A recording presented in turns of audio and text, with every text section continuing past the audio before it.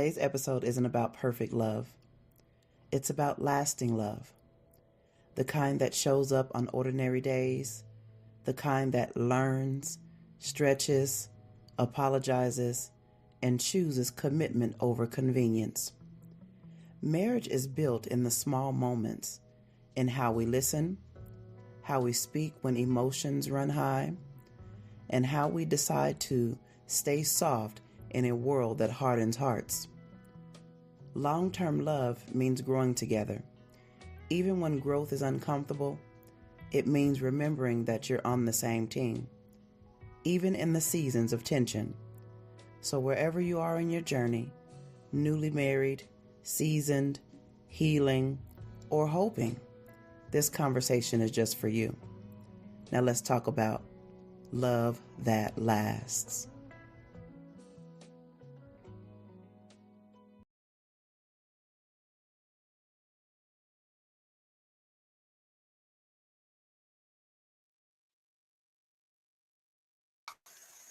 Babe.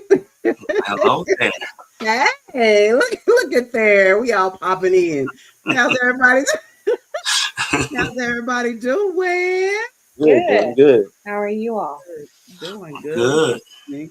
Excited about tonight. We got love. We got our sister and brother Cedric and Danielle on here. Sister, you must be hot. No, I'm okay right now. I just saw my set head shining. Are you good? Oh, okay. Y'all good? All right. Let me see. Who all we got tuning in tonight? Thank y'all for tuning in. Let's see. We'll give everybody a few moments to some to come in, and let me log into our YouTube really quick because this is going to be an awesome conversation.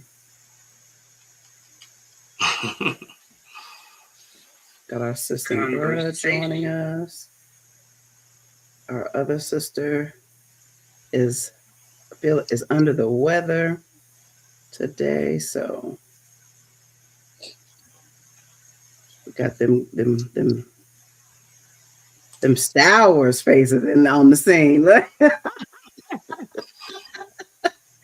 All right, I am on YouTube.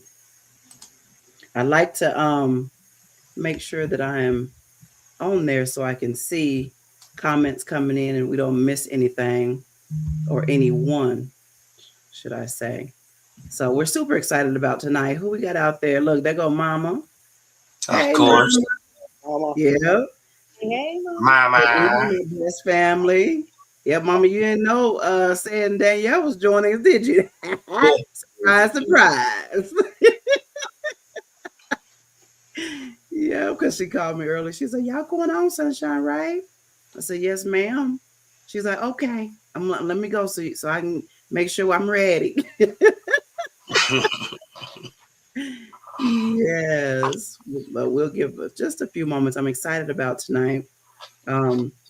We all know that they call February the love month. And in actuality, it's a lifelong journey of love, right? It should be. And a lot of times that's what there's lack thereof, is people really understanding what that looks like, what that means. Mama, no, I didn't, but amen, amen, amen. She happy to see y'all. Yeah, so and so we're going to talk about that because, kind of piggybacking off of last week, we talked about love lessons, me and sis. And then tonight we have our sis and bruh joining us. So we can talk about this conversation as well, marriage and lasting love. So I'm going to, we're going to be asking a couple of questions and we're going to answer these questions and kind of dialogue. Okay. So how y'all feeling tonight? Y'all good? Y'all ready? Yep. I'm good. Yeah, I'm gonna try to be on my best behavior. Yeah. You know we like to have fun now. We fun, but get it out. Shoot. Huh? So I'm gonna try to be good. Yeah. I'm gonna try to be good. Who else we got tuning in tonight? Y'all remember I can't see you unless you say hello or something. I don't know who's tuning in unless you say who you are and where you're tuning in and who out there. So okay. But otherwise, if you don't want to say who you are and you're just listening in, praise God as well. And thank you for tuning in to get some of these nuggets that we'll be talking about tonight. You know, we have the topic up marriage and lasting love. So just before we get into these questions or these bullet points, when we hear marriage and lasting love, what is the first thing that comes to your mind? And we'll begin to kind of dialogue. Babe, let's start with you.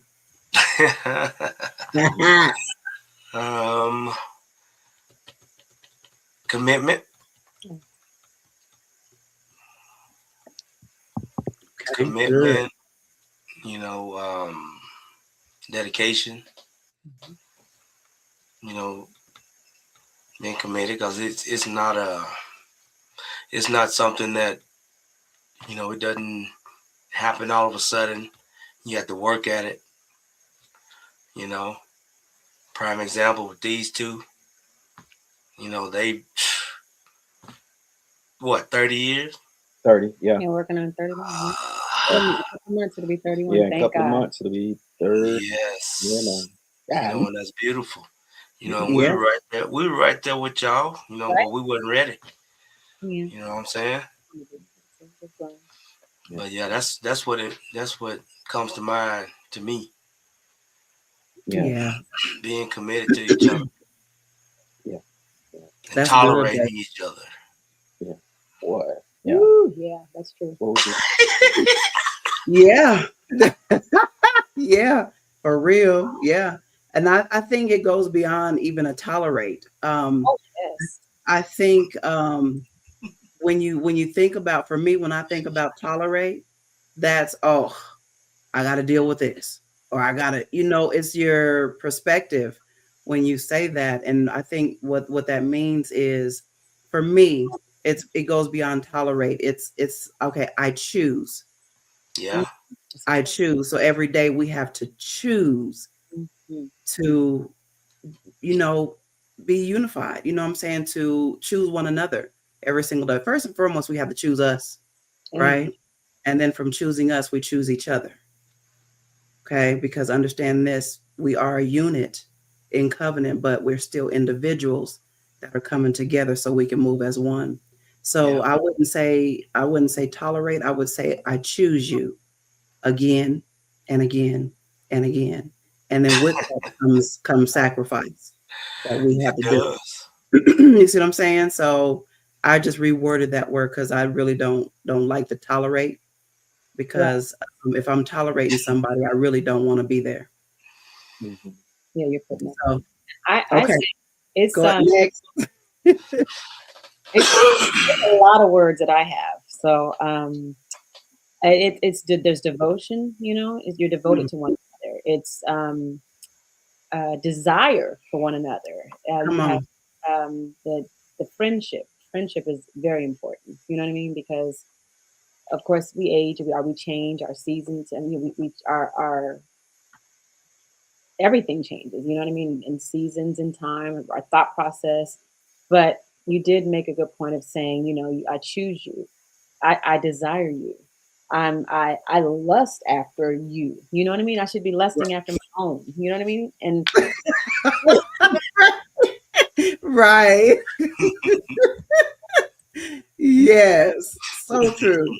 I mean, it's true, because these are things that are true emotions, things that happen, and how we feel.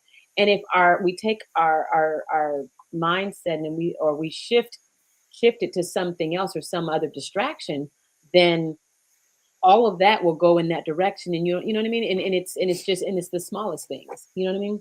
So right. I ask God and that my desires, my devotion, everything is centered around, like you said, yourself first, God, and then myself, and then my husband, because if you're using your word choose, I'm choosing God first and foremost because He is He established love and Come on.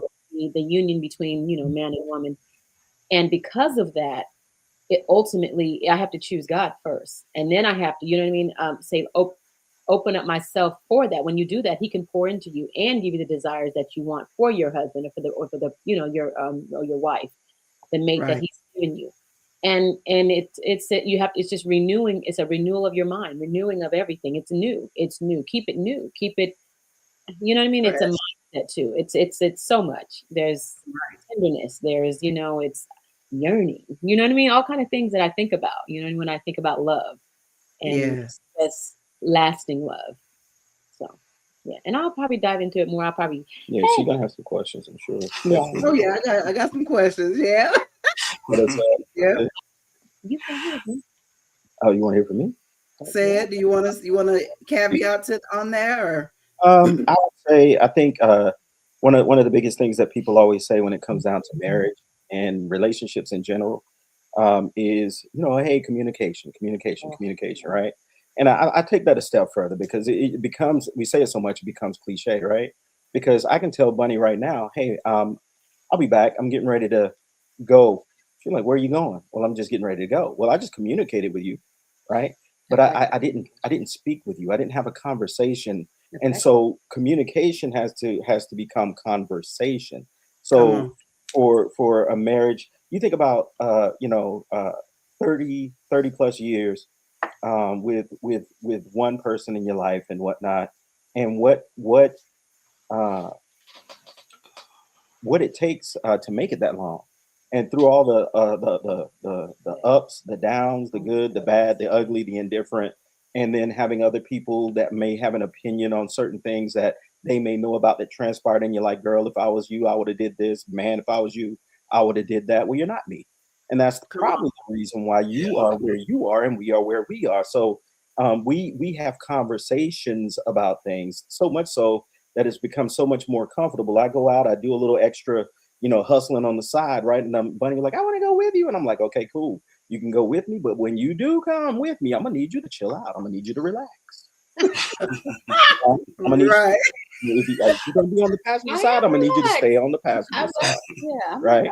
And what I mean by that is if I'm behind a vehicle and that vehicle is going slow and I choose not to just go around them at the moment, chill out. It's going to be all right. Wherever Right. we're going is going to be there. So it's a conversation. I wasn't telling her. I'm just saying, hey, if you come with me, I would prefer that, or I would, say that just relax, because if you're not able to relax, you probably want to stay here because it's probably going to make my experience a little bit different.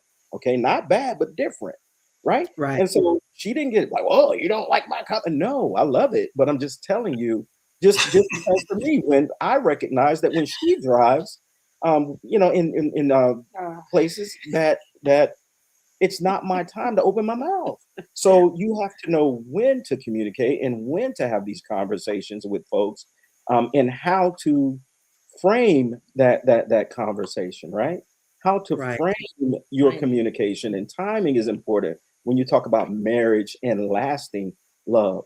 Timing, framing, understanding, comprehension, Come on. right? I tell you something all day long, but if you don't comprehend what I'm saying, then we're in trouble. Come on. I wish this was mine, but it's not. I always find these little diamonds that said, I can explain it to you, but I can't understand it for you. Yeah. Come on now. Oh, that's Okay. good. I can Yeah. explain something to you, but I can't understand it for you. So there has to be a degree of comprehension in a relationship as well. And you really have to be open to hearing what the other person is saying. And that's universal. That's not even just within, in marriage.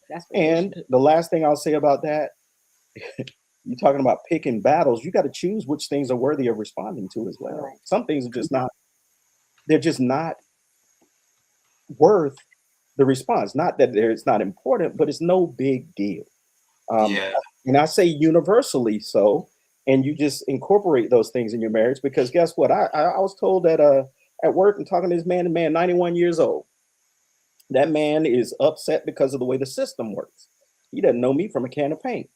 But in that 91-year-old man's mind, I was stupid. The company is dumb. You're dumb. And you know what I did? But I guess I'll let you go ahead and finish doing what you're doing. All right, sir. I definitely appreciate that. Give me just a few moments and I'll get you squared away. Right. So Silent. fire takes fuel. Mm-hmm. Yeah. Bro, you and I finna get no gasoline from me. Right. Come on. So I let him have his moment, get it out his system. The man probably fought in World War II. What I look like getting mad at. Yeah. Right? So Right. I let him get it out his system. And at the end of it all, he came back and said, I want to thank you for not being nasty and not rushing me off the phone. And, he said, even though I was nasty to you, you didn't give that back. So some things are non-reciprocal. Yeah. You don't have to, you gave that to me, I'm gonna give it. No, you don't have to. It's a choice. And that's all I say before we get too deep into that. That was good. Yeah, that's Yeah. really good. And I love that, and it's in perspective. You know what I'm saying? And like Will said, 30 years. We've been in each other's lives for 32 years, but Mhm. they stuck and stayed for 30 years. Married. You know what I'm saying? And so that speaks volume. So we have some seasoned a seasoned marriage on here with us tonight. Tonight. So I love that. And so we're gonna break these questions down. And it's actually not really questions, it's statements. And then we're gonna kind of talk about them, okay? So first one here. Keep love intentional after I do. Mm. How do we keep love intentional after I do? That's a good one. I think we'll start. It is a We'll good start. So I think for me, let me just put it like that. How do I keep love intentional after I do? I think about that literally, you guys, every single day, because I don't know if you guys do it, but every day in our home, I walk past our wedding picture every day, all day long, and I look at it, and I'm like, that was the most amazing day yet. Of course, beyond my having my children, whatever. But I think about that day and the day that we said we do again. This is again for us. And I said, if we keep that in the forefront and remember and are reminded why we said I do again and how beautiful that moment was for us to be in front of our family, our friends, what you got. These two were there. It was just beautiful and it was amazing. And I look at the picture and I'm like, we're looking at one another, and I'm like, that's my dude. Yeah, that's my dude. And I love him. I think about that when I look at it, and it's like, I love you with your big head self, and I'll talk about a picture. And then, but it reminds me, and it's intentional. It's intentional for me to remember, every single day why I said I do, why this man is still in my life after 30 some years, Right. And God did not, for some reason, because we know we are purpose partners, we're purpose, and for some reason, he did not separate us. He separated us, like I was sharing with somebody yesterday. I said, sometimes, and I think I talked to you too, Sissy, about this. Sometimes we have to reposition people in our lives, and they hold they're in different areas. Hey, baby girl, we see you.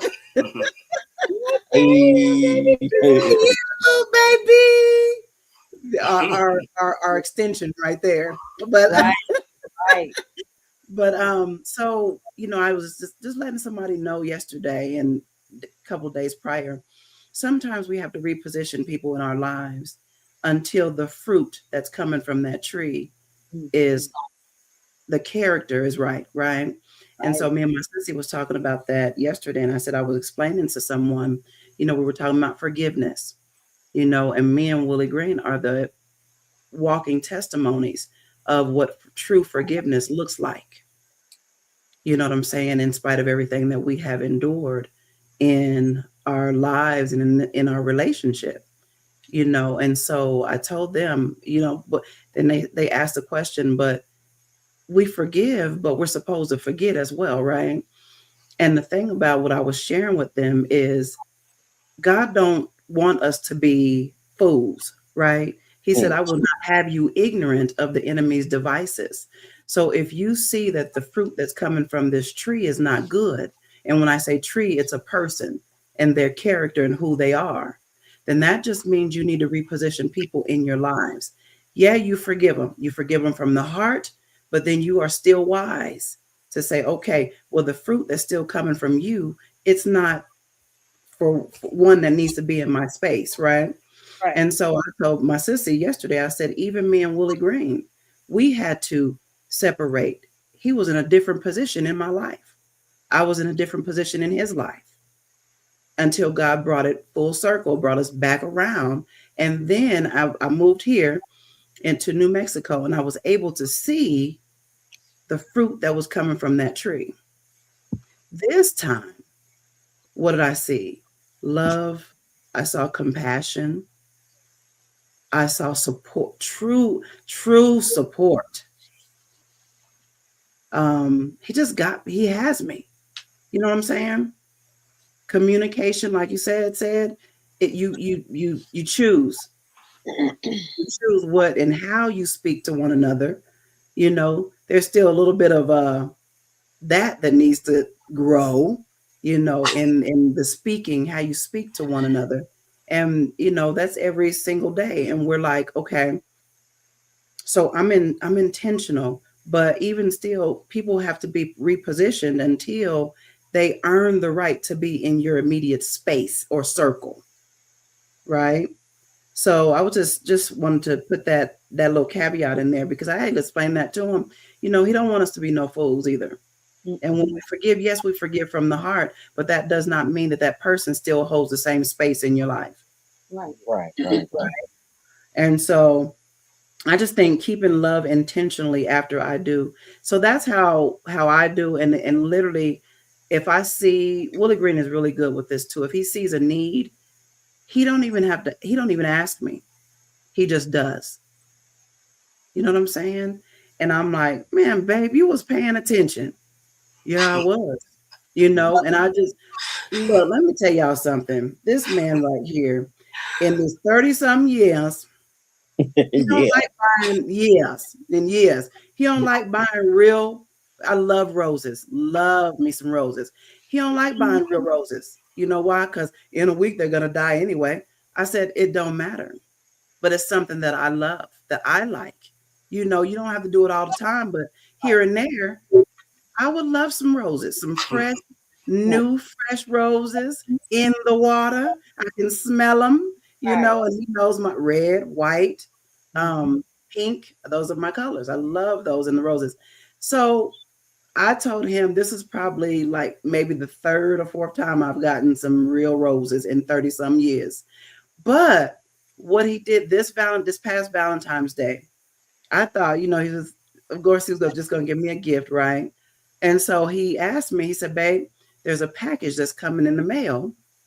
And I said, okay. And I'm thinking it's one of his packages. So I put it in his office, and then there was two of them. I said, okay, there's one, but it has my name on it. I was like, I ain't finna open that. I don't know what it is.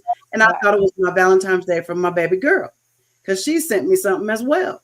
Right. And I'm like, okay, that's probably from baby girl. I'll get that on when I get out, because I was on my break. He calls, babe, did a package come in with your name on it? I said, well, yeah, it did. I thought it was baby girl's, but I already opened hers. He was like, it's yours. And I was like, okay, I'll open it after I get off from work. So I get off from work, and it's this long box. And I was like, what could that be? And it was kind of heavy. And I'm like, I'm having a hard time putting this thing on the table. So I got it, and with him there, and I opened it up, and I was like, this man done bought me, had fresh roses delivered to me. He had a box of chocolate covered strawberries delivered to me a watch. I was like, you know what? You sure right, baby. I love you too. Thank you. You know, because I know that took sacrifice. It's like I know that this is what she loves. I don't like to buy them because they just gonna die, but I'm gonna do it anyway because I know this is what she loves. He paid attention to me. That's intentional. Mm-hmm. You know, and so I was like, baby, thank you. I love you, boo. I love you. You know, that's intentional, and that's paying attention to something that he heard me.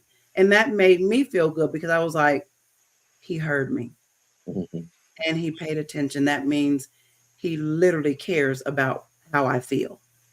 Exactly. And so that was just prime example of intentional. And even with him, you know, if there's a need or if I see something, it could be the small things, you guys, but I purpose to make sure our home stays in solitude and it's our sanctuary. You know, I'm praying for us. You know, if I'm making sure he good, you good, babe? You all right?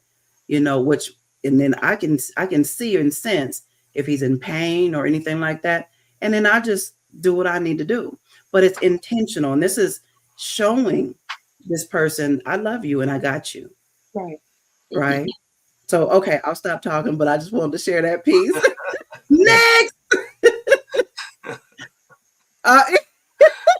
He know who butter his biscuit.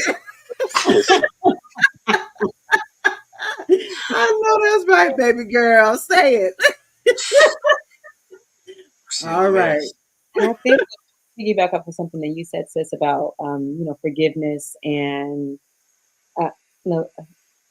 forgiveness and basically that person being in your life. It's seasonal. It could be just for a pit stop. It could be for whatever. It could be forever. So just because you forgive a person, and typically forgive it to the point of forgetting, I still see I still see the same behaviors in that person. You know what I mean? Why would I subject myself to continued behavior? Because it shows me that God still has some work for you to do. You know what I mean? And so I'm not going to put myself in a situation where the abuse or whatever is said verbally, whatever is going on, that to continue that put myself in harm's way, so to speak. I'm not going to do that. Doesn't mean I haven't forgiven you. Doesn't mean I don't love you. But I just know that there's areas of growth for you. You know what I mean? Or for which we all have it. But ultimately, if it's something that's not productive towards me or not uplifting or it's not positive, I'm not going to subject myself to it. I'll pray for you and I'll give you, and ultimately when that change happens within that person, you know, you'll be able to see it. You'll know it. God will tell you that. And it's in their behaviors and how they speak to you and how they approach you. But if it's the same based on what they've done to you in the past, no, right. You don't put yourself in harm's way, so to speak. Come on, that's good. Thank you, sis, for explaining that. That is so good because that's truth. Okay, so who else wants to share keeping love intentional after I do?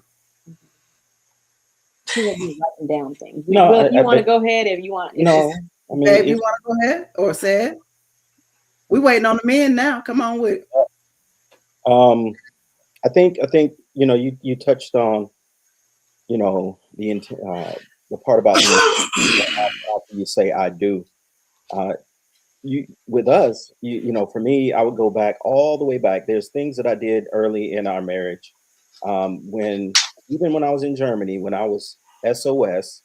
My mom didn't understand what I meant when I said SOS. She said, she said, what is that? I said, stuck on stupid. She said, no, you weren't stuck on stupid. You were just green. I said, Mom, you don't know, how I was raised and whatnot. I had to move a certain way. But when I left my parents' house, I had determined that I wasn't gonna let nobody else tell me what I can and can't do. I'm tired of that. Because I had my parents, you can and can't do this. I had my college, you can and can't do this. When I was playing football, I couldn't even have a goatee playing football. You had to cut your face. I'm like, this ain't the military. Then I joined the military, and guess what? Can and can't do this. Then I got married, and you can and can't do this. But I was there is where I said, nobody else is going to tell me what I can and can't do. So we had said I do, right?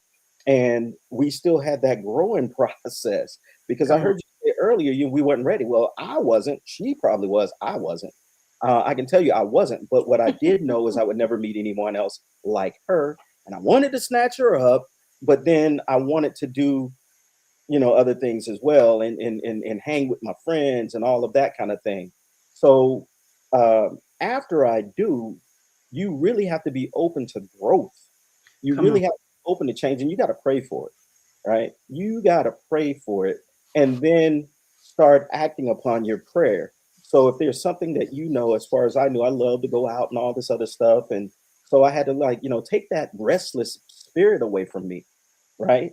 And so once that was taken away from me, and it took years, guys, it took years. But the one thing about it is it wasn't an immediate keep things intentional after I do. This was a growing process, things that we had to learn together. I always share with people, I've been with my wife longer than I was with my parents. Come Yeah. on. So, and she's a person who doesn't have my actual blood flowing in her veins that I feel loves me more than they do, to be honest. And I don't quantify that, but I feel like she's more down for me. I know she, it's like don't feel or believe. I know she's more down for me than, folks who are quote unquote family. Right. So the biggest thing that we learned um, was agreement. We talk about being equally yoked. That's a form of agreement. We Come agree on. that we want to have a marriage that stands the test of time. We agree that we want to make sure that we tell each other that we love each other. We agree that we want to make sure that we are looking out for each other, and it doesn't have to be these grand gestures, but small things. My wife wanted to go to Jacksonville to visit her cousin and our friend Tamika. Okay, so what I say is, okay, well, here's what I'm gonna do. I'm gonna go ahead and take the car. I'm gonna get it washed. I'm gonna make sure I got the oil changed on that bad boy. I'm gonna make sure the tire pressure is good. I'm gonna make sure the lug nuts and all that stuff, everything is straight on the vehicle. Got it all, squared away. Filled the windshield washer fluid because I know on that highway going up and down the floor, the bugs and all that. No reason for her to have any car trouble that I feel like is within my control. She didn't have to say, "Hey, babe, will you do this?" Put gas in it the night before so she don't have to stop and stand outside at nobody's gas station. She had to do it on the way back. Okay, fine. But before she left, those little small things. She goes to the grocery store before she leaves. Hey, what do you guys need? You guys need this. You guys need water. She's not talking just about me. She's talking about me and Terrence since we're both here. That's an agreement. I will Come on. take care of you. You will take care of me. And I know this, and neither one of us have to really ask about it. You mentioned Will and those roses. That's a big thing. Hearing someone and Yes. and then acting on it again, no matter how you feel about it. For example, I'm not really too keen on being plugged into the matrix with this Valentine's thing or any other holiday for that matter. That's a whole different podcast. But I'm serious Yeah. because I feel that no, I don't discount it, I but know, but we're you're so saying- programmed to do Right. things because somebody else said you should that it Everyday destroys things. relationships. I've Right. done great things throughout these 364 days, and that one day, uh, if and you hear these people on social media, if he doesn't do this for you, girl, he ain't for you. But I've never heard nobody say, dude, if she don't do this for you, she ain't for you. Right. Because so the agreement has to be mutual. Like, I'm gonna take care of you. I don't care what day it is. So Come now let on. me tell you about this hearing thing. Bunny comes down and she says, I know, Valentine's is still a thing with her. So she comes down, she says, she's standing over there. I'm sitting in front of the TV. She said, hey, did you come downstairs because you wanna go to breakfast?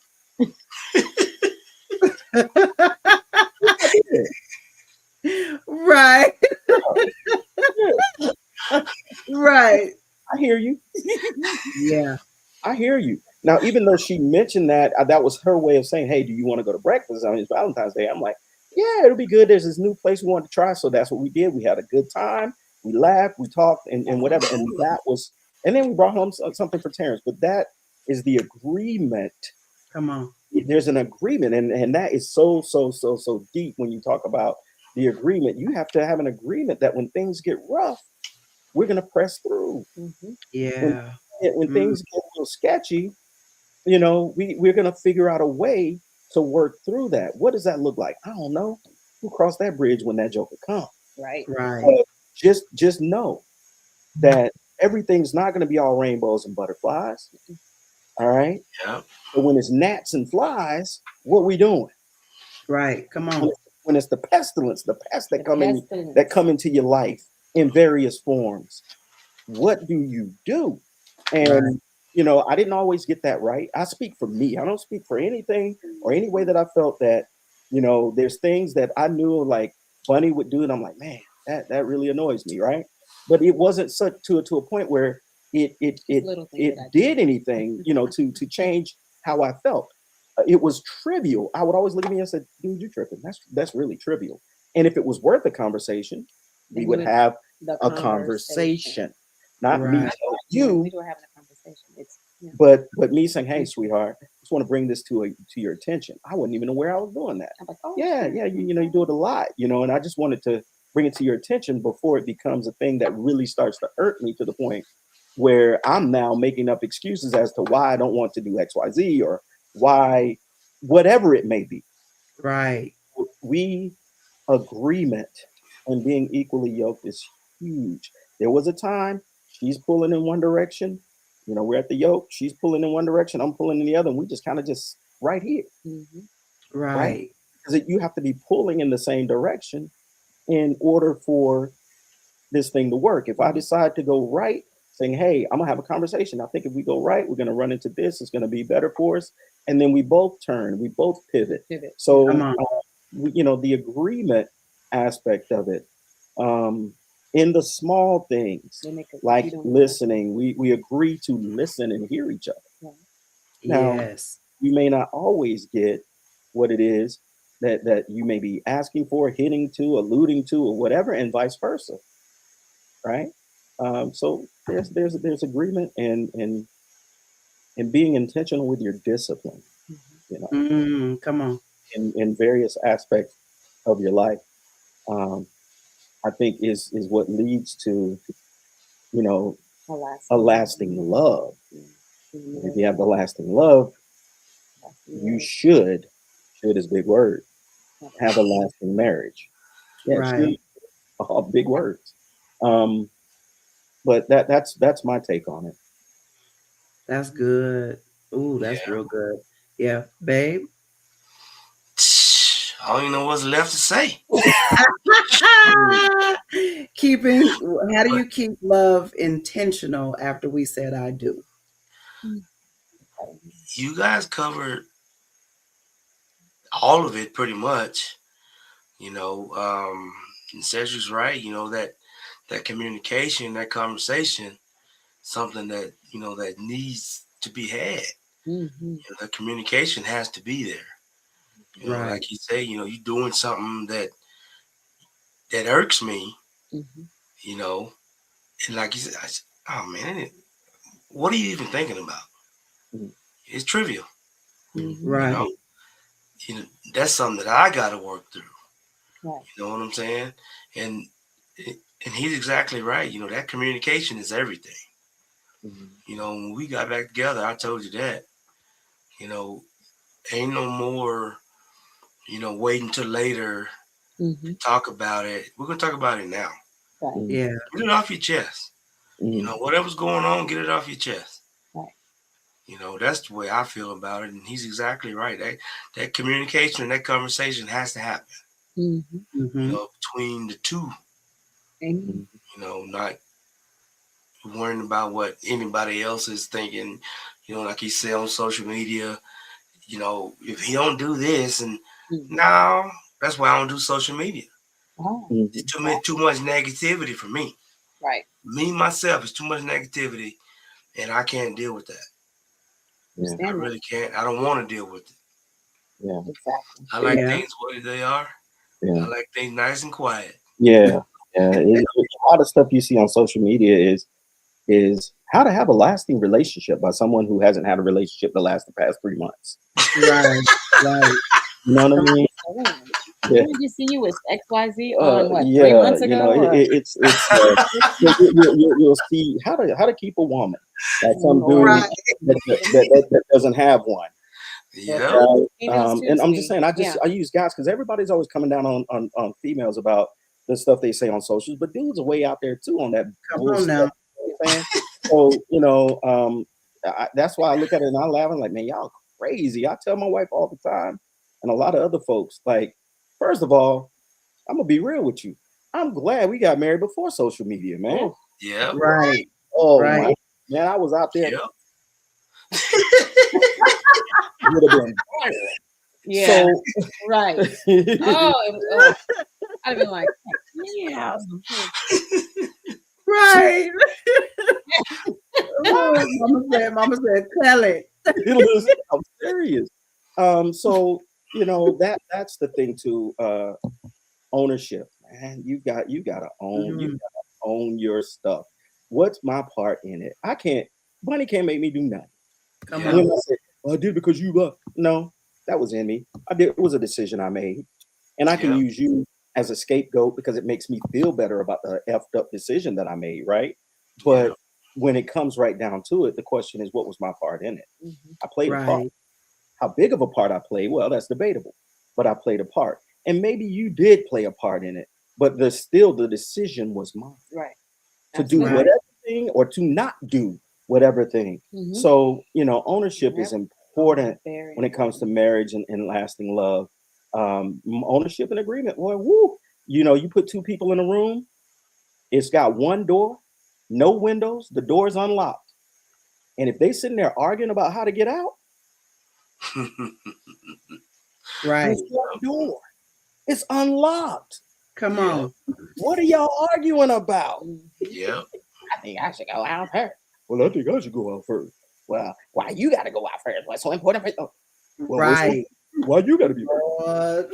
The whole time you're trying to get out of this room that's filling up with toxic energy and toxic gas, and y'all sitting there arguing about who get to go out first. Right. Hey, Somebody let's somebody ways take to it. go out together. Come on now. Yep. So anyway, That's let me get off that. But yeah, man, really, what? Let me stop. That's good. Thank y'all. I appreciate that. That's really good. So I have another one here. Actually, I have a couple of them, but I think I'll ask this one first. When marriage looks different than you imagined in the beginning, how do you respond to that? So you might say, for instance, for me, when I was young, I knew as a young girl I was going to be married, and I was going to have 2 children. My boy was going to come first, and my girl was going to come second. That's exactly how God did it, right? And I had this fairy tale of me and my husband and my children. We're going to live in this big white house, this white picket fence. We had our little dogs running around, and we got some of it going on right now. We got our little angel. She runs around, right? But and I had this vision of what I wanted my marriage to look like at my mindset at that time, right? And as I got older, I knew that I still wanted and desired my husband, right? And so I was like, oh, this man is gonna love me. We're gonna do this. It was literally fairy tale, right? And that's like I love when me and Will got married this time. My cousin was like, she finally gets to have her fairy tale wedding that she's dreamed of, right? And truly the fairy tale would have been on a beach somewhere, right? We didn't make it there. He wanted to, but I was like, babe, come on, we can't be changing at the last dang minute. 2 months before the wedding, we just gonna go get married in Mexico at the beach. No, people can't come.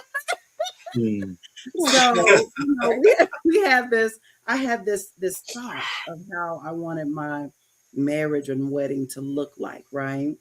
And I just take it back to the first time that we were married. It looked totally contrary to what God showed me as a little girl growing up. And I said, this is different. And so I looked at that marriage at that time, those people at that time, and looked at our marriage today and looked at these people at this time. And I said, it looks completely different than what I imagined. And now, and the reason I say that is because it's just so much peace in our relationship, our marriage. There's not a lot of like it used to be, like you said we were doing this. We were doing this, but now we're doing this. Mm-hmm. You know what I'm saying? So, and we're older, we're wiser, and it does look different, and I'm like, wow, Father. But then even in the different, for me, I have to remember, this is what you prayed for.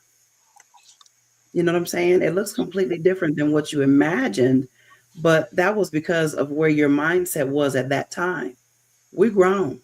We don't have children at the home anymore. You know what I'm saying? We have our little junior on the weekends, but for the most part, it's me and Will. Right. So, okay, now what does that look like for you and I? Because we don't have the children in the home. It's me and my husband. Okay, we still show up for one another. So it looks different because the dynamic of our lives are different. We're grown, we're older. Our children are gone. You know what I'm saying? So it's like, wow, this is really nice. And I don't have to have this where we always doing something, and we always this, and we always, because that's what I want. We're gonna be traveling the world. We're gonna see this and see that. Of course, we travels, and I didn't got him at it because he didn't go nowhere. And I said, no, we're gonna do this. We don't have to do it all the time, but we're gonna do this. But it looked different, and I know it looks different for him because it's like, no, we're gonna live. We work hard. We should be able to play hard too. Right. So that's what I say when marriage looks different from what you imagined. And even when you start going through things, you know what I'm saying? How we communicate with one another, and what does that look like? And sometimes we have to pause and be like, you know what?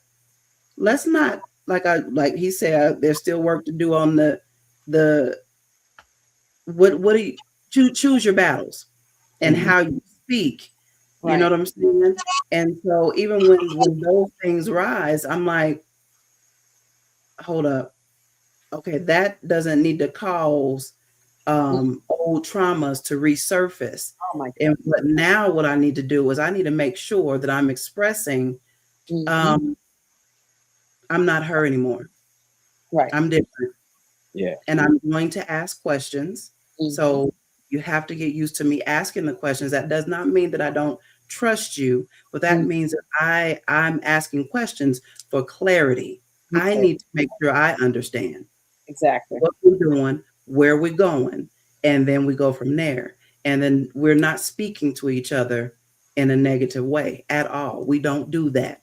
We're not 20 years old anymore. We're not 17 years old anymore. We're communicating with one another. And so that's what I mean when I say when the marriage looks different, how do we react? How do we respond? So you guys go ahead. Something that you said about your thought process when your first marriage, and how you felt when you were a little girl and thinking about how you wanted it to be, and then it was the opposite of it. You know what I mean? And ultimately that goes with the person. You know what I mean? You, and also the person that you choose to spend your life with. Peace and chaos, they cannot coexist. And I'm gonna say, and that's within a marriage between two people, and also within yourself, that individually. So you could have within yourself, you can't have peace and chaos at the same time. It don't work like that way.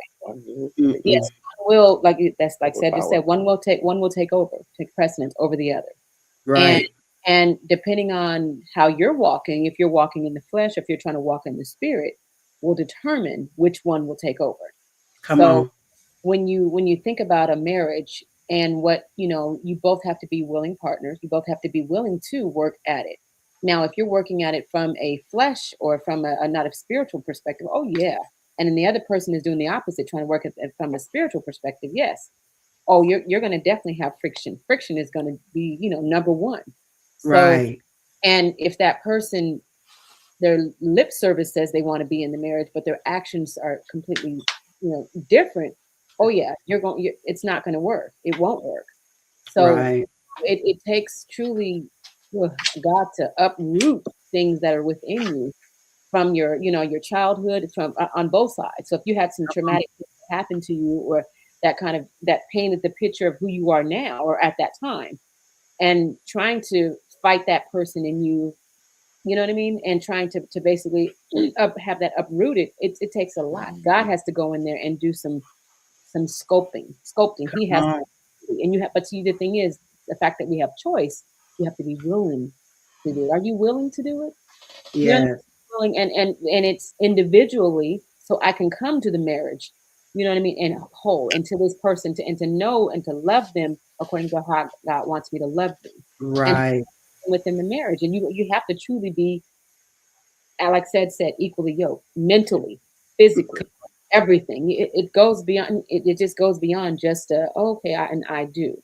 So Yeah. you can have that fairy tale wedding. You can have that marriage. Have the thought process of how you want it, but it truly takes maturity. It takes truly the like I said, the peace and the chaos they cannot exist, and so you have to choose one or the other. You have to, Right. you have to choose it every day. You got Come to. on. It's not just okay. When I said my vows, I do. Oh, you have to make a choice every day. Every day. You have Yes. to die to thyself every day. You know, Come on. and I just say, and I make a conscious effort in it to say, Lord, remove things in me that I don't even know about. That are causing me to act in this behavior. You know what I mean? Right. And You know, because I don't want that. I want what you want for me. I want the path that you have for me, for this man, for Come myself, on. my Come on. children. You know, Hmm. pray that, and I speak it, and I live, and I try to live it. You know what I mean? Oh, Yeah. oh yeah, because I be sometimes all over the place. Mm. And I own that, and and what I also something I had to learn too, to be comfortable with who I am, but Come with, on. you know what I mean, and not try, and I'm the quirky girl. I'm just what do you say? I march to the beat of my own drum. Is that what you say there? You made your own drum. Okay, I made my own drum. Oh, that's all right. And then we got a bass and a snare combined. Yep, that's good. Yep. Because of that, and I say, Lord, don't conform to the world. Let me love me. You know what I Come mean? How I am, and then you pour into me to teach me how to love me and love this man according to how you want me to love this man. Support this Yeah. man, to support him. Support my children. Support, Come on. my adult children. You know what I mean? Because I have to adjust to them as Come on. adults and be a Yeah. parent to them as adults. You know what I mean? It doesn't stop because they become adults. Oh no, Come it's on, girl. all the Yeah. days of their life. So the same thing with my marriage and this man. We seasons change, we change, but we change together for the better all Come the days on. of our life. So I'm done for That's now. good right there. I'm done. That's good. I'll allow it. All right. So do y'all want to share? The men want to, y'all want to caveat to that or add to, or do we want to move on to the next one? I got an opinion on it, but I want to hear what Will thinks about it. So the question was, how did you envision your marriage or your wedding and all that kind of thing, right? Read the question again, or the statement. It was when marriage looks different than you imagined. All right, Will. Go ahead, babe. Yeah. it does, because it is our second time. It's totally different. You know, it's way better. Like she say, we have peace. I'm easy. It don't too much matter to me. She could do what she want to do. Mm-hmm. The whole wedding she planned it, and I'm okay with it. Mm-hmm. I'm okay with it. That's what she wanted. That's what she got, and I'm totally fine with it. Everything was great. It was all a blessing. But yes, it is different than I imagined.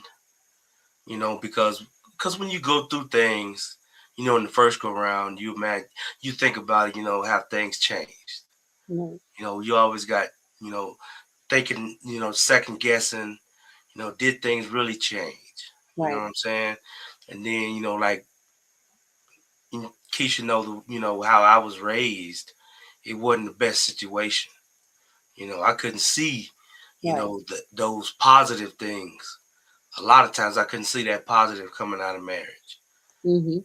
So pretty much when I went into it the first time, it was what I knew about it, which Right. was absolutely nothing. Right. And then you Oh, that's good, learn babe. as you go. And yeah, you do pick your battles. You Right. have to, Absolutely. because a lot of things that don't make sense to me make sense to her. Same thing as you walking to your drum. Mm-hmm. Right, right. Let me say about Yeah, that. But yeah. I'm just saying, it's because we have to be open, Right. to different things and to change, Absolutely. to accept different things. And in the beginning, the first time around, I was totally different. I had no idea what I was doing. Yeah. I thought I knew, but I didn't know nothing. Mhm. But now it is totally different Mm-hmm. because it's easy. It's easy for me because her and Angel run the house. I'm okay with it. Yeah. That's just the way it is. Mhm. Mhm. You know. Right. So, and that's before you good, go, babe. Before you go, look, baby girl said, "You gonna give me my coins for helping plan that wedding? I was tired, boss." Where the bread at? That's what I'm She talking a about. mess. Baby girl, yes, baby girl did help. She a Absolutely, mess. it was me and baby girl, but oh, baby girl. she said, "Mama, what do you want?" And she made that thing happen. So yes, that was my wedding planner. Right. Yeah. So yes, baby, you got your coins. All right, but go ahead. That was really good, babe. I love that. Yep. I wanted to Said, say, yeah, oh, based on what Will said, about you growing up, and he didn't the blueprint that he had, of marriage was, he said nothing. You know what I mean? So, and I'm the opposite. I had my mother and my father. Thank God they're still been married for over 54 years. So thank God. right. However, I still, I mean, Cedric, I grew up in like a candy cane, type of house, or thought process, but I had them You as did. as a template of how I did not. They grew up singing Lego song, playing the Lego song. Every part of a team. No, The Lego song yet? I think they wrote it. no. Love it. I know but I know we were rooted. My mother and my father were very, especially my mama. They were rooted and grounded in God. They raised us that way, So we Yeah. knew, about marriage, and we knew about commitment. We knew about God having to have, to be the head of your house, and we knew about um I'm good. we knew about, my mother taught me at a young age, pray for her husband, you pray for her husband about specifics and what you want. And I just was obedient doing it, but not really knowing, what Lord, I want to go, give me a husband, Lord, give me a husband, but not knowing Right. specifics of the details. So when Seth and I got together, I had always had the desire, like you said, of being a wife, you know what I mean? And a mother, and I wanted to do it young. I always wanted to do it young because I said, okay, I can still have the career, I can go to college and whatever, I can do that, but I want to go ahead and have my husband first, and we can do Yeah. it together. You know what I mean? Because my mother and my father, that they were like that. My dad in the Air Force, my mom was a nurse, and so they got married young. And what is that? Huh? So yes, when we got married, we were young, and I had this thought process, and he had his, and I'm like, well, you're not gonna do this, and I had my strong will. I did. I was Yeah. Right. I was strong in my and look, marriage. This is what we're supposed to be doing, and I Yeah. had to learn how to become a woman and wife to him, and not Come just based on. on what my parents did and how they were. We had to make it our own. You know what I mean? Yeah. So it was growing on both sides, That's growing right. growth. And I say thank you, Lord. Well, go Yeah, ahead. thank you. Mm-hmm. All I was gonna say is zippity doo dah, zippity, Mr. Bird on my shoulder. It's the sexual everything. Okay. Listen, I was writing out some stuff when you said, how you were raised, and what you knew, marriage, about marriage and whatnot. The one thing that I've always said, Bunny and I have this conversation as well. I told her that, most guys, we're out there back in my day, it was G.I. Joe, Transformers, or whatever it was, the big dump truck that we used to have, and you had some construction stuff, you had your skateboards, bikes and whatnot. We wasn't sitting around talking about, man, what you thinking, man? What kind of girl you would look for, man? What kind of wife you look for? We were on some other stuff, like, man, she got a whatever type of body. She got, that's where men were in little boys. Right. When I went to the barbershop, I ain't been to the barbershop in years, number one. But when I went to the barbershop, and Will can attest to this, when you go to the barbershop, how many conversations in that round table conversation that's going on at that barbershop involve them saying, so what's going on? Let's say, Will, you're not married. What's going on, Big Will? Hey, man, me and the fellas was talking the other day while we were shooting pool, man. Man, what kind of wedding, do you imagine what you think your wife is going to be like? Man, it's something that does not, at least from my experience, and if you grew up in a household where the father figure in your household was having these conversations with you about what kind of woman and attributes you look for in a woman and what kind of attributes you should have as a strong man and husband, then God bless you. Yep. Now, I've, in turn, with Eric and Aaron and Terrence is probably the wisest of all three of those boys, and they're going to get mad if they hear me say that. Yeah, Eric is pretty wise. Aaron is wise as well in his own way. They have their moments where they listen to what I impart upon them, and then they do what they want to do anyway, and that's their right. Okay. Right. So the one thing that you said, Will, is that this is not something that we have those conversations about.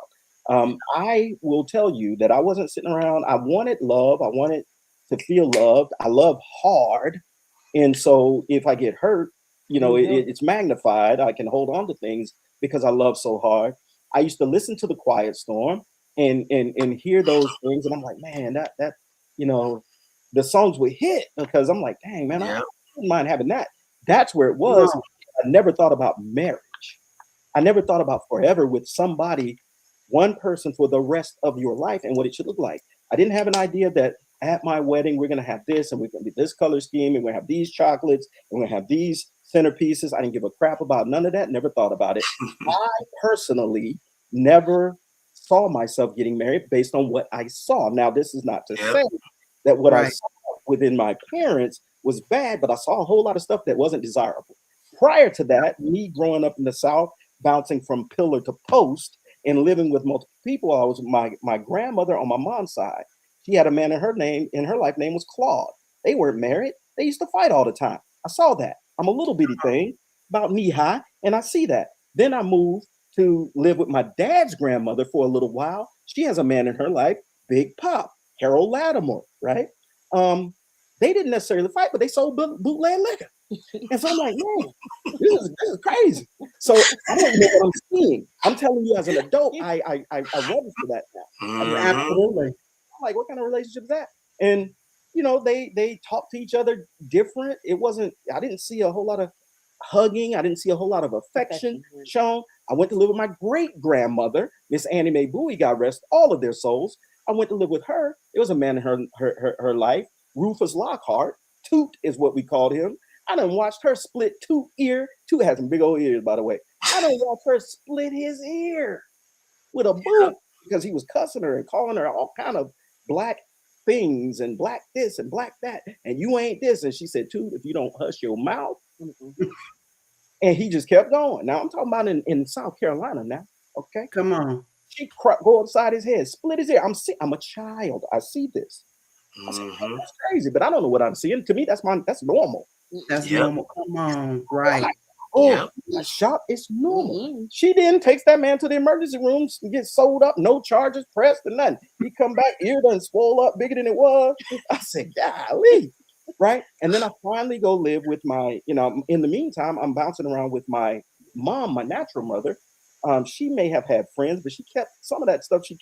I didn't see a whole lot, so I didn't see this guy, that guy, this way. But I know she was a single mother, so there was no man there. So what this whole marriage concept, when I joined the military, I didn't have any idea that I was going to run into, Bunny, and things would progress, as fast as they did, because it did. Mhm. And, people will put these timetables of, you got to date for this long and you got to be engaged for this long. And this what we had none of that. I would say realistically from December 2nd to March 17th. On April 1st, we were married. Oh, wow. Now, mind you, between that time frame, I'm saying we graduated on December 2nd. I ain't even talking about when we went to basic. I didn't know who you were in basic. Yeah.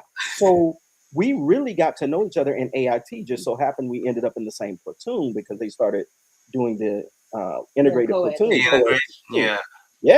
So she happened to be my squad leader. So he had to, talk to me all the time. Regardless, I used to say, what's your name? Yeah, Stowers? that's a whole different story. Like Stowers. Yeah, like you slow. But the point is this. The bigger picture is Black fathers in general, but especially Black fathers. We got to do better with our sons about kind of shaping them to be the kind of men that would make good husbands. That didn't happen. So when I got married at 21, she 19, good husband, man, I love you. I know I love you. I will do anything I will die for you. But I'm being ready to go hit the club one time though. Because I was 21 years old. I was a child. Okay. Right. Today they progress a lot faster for various reasons. Mm-hmm. But back then, I had to get some stupidity out of my system. Mm-hmm. Yeah. So because that's what I'm saying. You said that. I know. That's a whole different thing. I'm not going to get into that. Right. But the whole point is, Will said it. How I was raised. That's broad. Right. Yeah. But so for men, I will answer your question, Keisha. For men, how I envision. I didn't have a vision, Keisha. Yeah. I have one. Man, you want to talk about flying by the seat of your pants, huh? Driving without the seatbelt. Right. Hold on. We're doing 140. Hold on. Right. I'm about to bend this corner. I don't know. You know what I mean? Right. Yeah. We out of control up in this piece. Right. I had no vision. My vision of how I wanted my marriage to be. I knew there were certain things I didn't want to do. Like, I seen this happen. I'm not doing that to this one. Come on. Yeah. Seen, like, well, that's how I did it. It was good for me. I seen this happen with me and how I was raised. I'm not doing that to my kids. Come on. Yeah. So we can break those cycles, but the one cycle that we seem to have not, that part of that Rubik's Cube that we haven't seemed to solve is how to prepare young men based on our experience to be ready when the time comes, what type of woman to look for. Don't just look for just the physical. Big button and smile, that girl is. Yeah, or the don't right. Goodness, it is. You feel me? And so, we have to, and that doesn't make them soft, right? That's right. Because you reserve that. I said, make yourself exclusive. Women, make yourself exclusive. Everybody don't have access to me. Exactly. Come on now. So you make yourself exclusive. You set yourself apart, and then you, in this generation, they got to fight through all these other prerequisites. So if he ain't making 6 figures by the time he's 21 and a half years old, I don't want him. Like, you're going to be alone for a long time. Period. What comes with that as well is a whole lot of other problems. You got that much means, that many resources at that young age. You trying to tell me you're going to just be standing there listening to you? You're going to do what he want to do. Right. So there's a whole lot of other things. She too, that can be, vice versa. That can be flipped. So, long story short, no, I didn't have a vision for what I thought it should be. I had no idea, of what a marriage, a good marriage and lasting love really looked like. Right. We are not different. You guys, been each other's lives for over 30 years as well. Yes. Yep. Mm-hmm, yes. You made decisions that were best for you guys at the time that say we can't live together, we can't be together, we need to do this. Right. But you found your way back. She and I the only difference is the fact that we went through some crazy stuff, and we was like, well, I don't know. Well, what do you do? Well, no, I ain't leaving. I ain't divorcing you. We're gonna figure it out for a little while. God was healing, but he was healing it and also helping us to work it out. Like I think that's the part too. I really wanted to be better. I wanted to be free of all those things that were pulling me in these different directions, but I didn't know how to be free. Yeah. Right. You don't know what you don't know. Yeah. Come on. You know, and so you can help me free you from this. Yeah. Well, I'm just saying, even then, like I even have a thing today when we talk about God and prayer, you know, there's things and you just sit there and you like, it says it in the word. And the preacher preached this, and I felt good when he was preaching. Then I walk outside the building, and life smacked me upside my jaw. Woo! How do I apply what that preacher just said? Okay, before I apply what that preacher just said, I'm gonna throw these hands. I know that's right. Right. I was there before that song came out too. Right? I had been raised a certain way and restricted, and then when that thing clicked and said, "I don't have to take this from nobody no more," and then I played it cool. Right? I got in trouble one time, and in my unit commander said, "No, that's just somebody with the same name. That can't be our Stowers." Because I was able to. One of my favorite movies is The Devil's Advocate. I was able to not let them see me come. And people start bragging. No, it ain't bragging. It ain't bragging. I'm embarrassed about a lot of this dumb stuff that I was out there doing. It's embarrassing. Yeah. And I thank God for growth and growing past it. So having a vision as to what my marriage should have been like, I had none. And I just pray and thank God that my wife was so patient, that she was so patient with me, and I was so patient with her. You guys were so patient with each other. To be where we are today. When? What's important now? Yeah. Period. That's right. What I like about you two is when like you said, the separation happened and the divorce happened. I loved how you became best friends. You literally became each other. You know, like I can confide in you. You can confide in me. You know what I mean? Can I tell you why? And you literally because it's. Can I tell you why? Hey, can you guys do me a favor real quick? What? Let me tell you why. What? I'm not even, put your hand right here. Like, can you see me? Both of us? Yes. Yeah, both of y'all do it. Can you see anything? No. Take it a little bit further away. Can you see anything? Yes. It is still obstructed, yes? Yeah. Yes. Remove it. Now you see the big picture. Y'all have to step away. You were too close. Come on. To hurt, too close to pain, too close to anger. You had to step away from it. And then he was able to see, like, that's what I had. You, after the growing process, and the hurt and that's all what that. And I just couldn't figure out how to grow. Yeah, but they became but best now friends, that we've grown and become best friends. Yes. Ready. We ready. Right. So that's it. That's it. I'm sorry, I didn't mean to hijack that. No, baby, you're good. That's good. Yeah, but that's the truth. Let me get some water. You know, with you guys saying that, even before, because I start feeling Will pulling on me, so I could feel him, and I knew that there was gonna be he was going to want to be back with me. I just felt that, and I said, Lord. And then the prayer that I prayed, it was one trip that I was on the road coming from Colorado, and I said, Father, I need you to help me see him like you see him. Because I had to get past some of the things that had not been dealt with. And like you guys, in my book, I put the letter. You know what I'm saying? I explained what needed to happen. I needed to get past the things that hurt me and things that we hadn't dealt with. We hadn't even talked about ever since we divorced. We just became best friends and we helped each other with anything that we had going on. But we never revisited us and where we were at in that time. And so I was on one of my drives. Y'all know I call it my highway therapy. And I said, Father, I need you to cause me, remove the blinders from my vision so I could see Willie Greene the way you see him.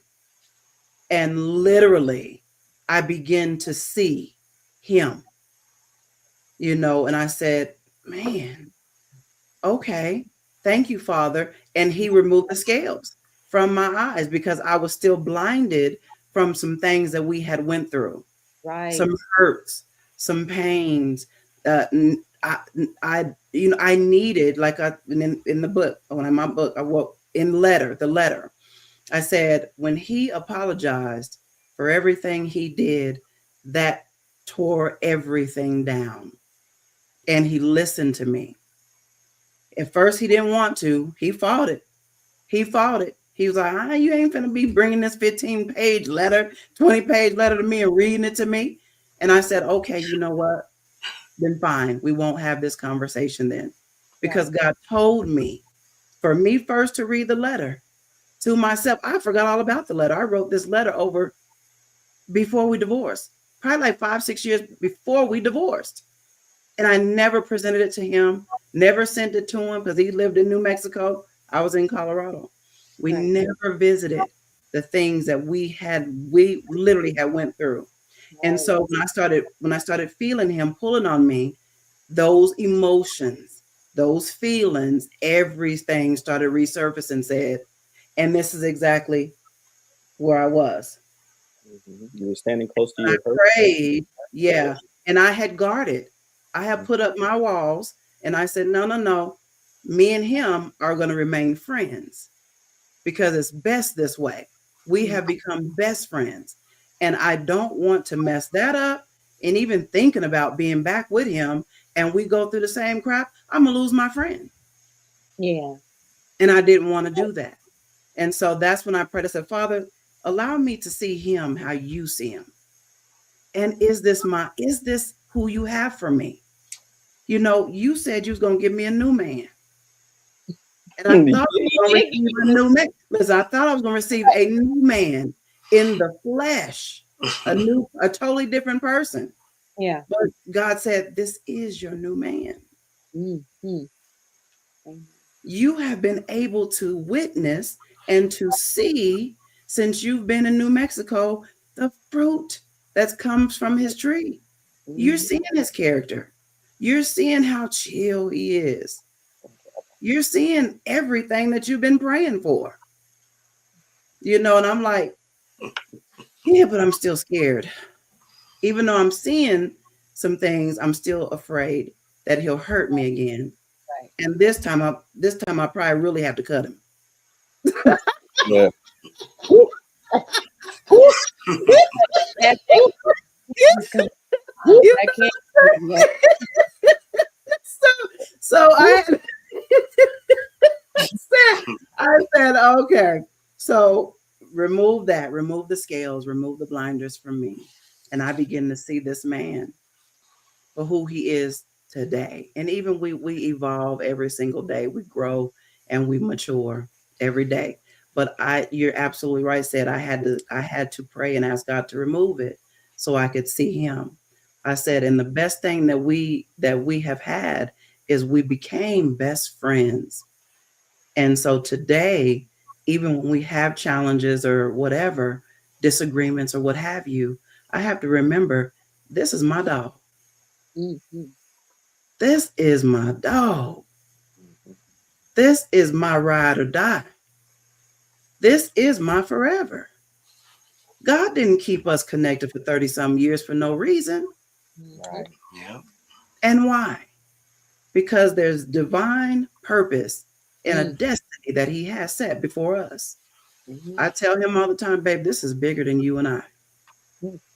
Yeah. Our marriage, our relationship is way bigger than you and I. Mm-hmm. It is. I said, and said, you're absolutely right. I had a vision for how I wanted my marriage to be or my husband, but I wasn't taught that either. God put that in me as a young girl. I didn't see that in my mom either. She was a single parent. You know what I'm saying? And she was she had her boyfriends or whatever. Some of them beating her. I'm fighting them, beating them for her. These are the different things that I saw as well. And whoever hasn't read the book, let me just put the little plug in there. Y'all learn about my life in She Touched the Hem of His Garment. And I didn't have that example either. My mom and dad, they divorced. They was married for a short period of time, maybe a few years, just maybe 2-3 years, maybe if that. And I was 3 years old when they divorced. And my mother, she did not remarry. And so she's always been a single mother. You know what I'm saying? And that's what I saw. And then I wasn't taught, well, this is how you're supposed to be this a woman. This is what you look for in a man. Sister, I am so grateful, praise God, that you had your mama and daddy as your example to be that strong foundation. So you had that early on and you knew what it looked like and what to expect or what you needed to do because you had mom and daddy rooted and grounded in the Lord. My mom was we went to church. She was in the Lord, but my mom, she gave me what she was taught. Right. You know what I'm saying? And so I had no clue. I had a vision because God told me long time ago. And I even wrote it down, you guys. I knew how my home was going to look and everything as a young girl, but it didn't look like that. And I was like, why? And like, Will said, we wasn't ready. I was ready, but I was so immature and I would do anything that I needed to do to make sure I showed this man approved that I was enough. Right. Am I enough? I'm not enough. How can I be enough? Okay. And we talk about submission. I was the epitome of submission. But understand this, you guys have got to understand the difference between submission when it's healthy and when it's not. Mm-hmm. We are supposed to submit one to another, not one person submitting to one. Right. Because I'm the man of the house, this is how it's gonna go. This is what I say, this is what you gonna do. You hold up, drill sergeant. Hey. You take that to work, not home. You know what I'm saying? Yeah. So, and so I submitted to that. And then it got to the point to where I said, why can't I have what God showed me? I won't. I told, this is who I be talking about. We was walking around the lake and I said, you have no idea what it feels like. I'm not coming against you, babe, or anything, but this is what I was feeling. What it feels like for your husband not to be in love with you. Sometimes he don't even like you. What do I need to do to fix me so he will love me and like me? But all along, guess what? It was not Keisha. It was like he said, it was my upbringing.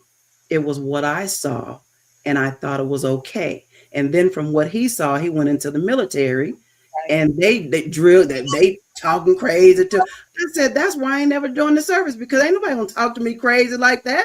But then I had that in my home. See what I'm saying? And so I submitted to that authority, not understanding he's not submitting to God. Mm-hmm. He don't even know what that looks like. Right. So where are we going? Where are you getting your authority from? Where are you getting your leadership from? From nobody but what you saw. And vice versa. I'm submitting because my mom took everything. She took a beating. She took abuse. She took the lashes. People talking crazy, men talking crazy to her. And then she let them right back in her home with us. So this is what I saw. So guess what I did? I stuck and stayed. And I thought that was what I want stability. At least I have. It may not be good, but at least I have someone. No. So that's ooh, okay. Woo, that's That, deep. that's a dangerous place to be. You know, that's dangerous. What'd you say, said? I couldn't hear you, huh? I'm sorry. I said that's a dangerous place to be with the at least. At Um, least. because, Yeah. again, we're talking about marriage and lasting love, but these things are life. That at least mentality, at least whatever, will keep you in situations that are not healthy. And so yeah, I'm glad God delivered you from that. I'm glad God worked and moved the way He worked and moved. That we're here doing what we're doing right now. Right. Um, Yes. I'm so glad about it. There's so many different topics coming out of this. Just in general. That can encourage uh, our young women too, to not just look at your uh, most people. I guess when they set their standard, they're looking for security already. They want the security blanket already in place and want to just step right into it. And a lot of folks are not willing to grow in they're not willing to grow and put in the work. Right. It is literally work. I'm gonna share something with you, right? Because we talk about men. We process things way different. We process hurt different. We process anger different. We process disappointment different. And sometimes the way that we process it in destructive ways. It becomes destructive. Now we're not going to destroy you, but we will destroy ourselves. Yep. And in the process, you are collateral damage to a broken man. Okay. Right. What I mean by that is sometimes it's the women in our lives too that will break us, but sometimes we won't open our mouth. We won't say this, whatever. We just internalize it, we process it, and whatever comes out is what comes out. Right. I'll say this: when I was in the military, I was in Germany. I got sent to Dhahran, Saudi Arabia for 6 months. 6 months, April of '97 till September of '97. I'm going to ask you a hypothetical question. If you get deployed for 6 months, you're getting hazardous duty pay, you're getting your regular pay, and every now and again you say, "Hey, can you send me a box? Can you send me a package like some little ding dongs, ho hos, and granola bar, whatever? Send me a little box every now and again." But you're deployed. You're over in Saudi Arabia. You don't need much at all. So you're 6 months now, and you come back in September, and you're all happy. Now back then we ain't make much in the military. I think I was over there. I was an E4. No, you E3. Something like that. I know I hadn't made no No, rank you yet. were E3. trying when you moved. Yeah, I Then was you an got E3. No, I E3. turned E5 when we moved. When we moved to Colorado, I got pinned E5 August 28th. When I reported and it was effective September 1st Right. when I reported in '98 to Fort Carson. So anyway, in '97, Yeah. so I come back in September, April to September.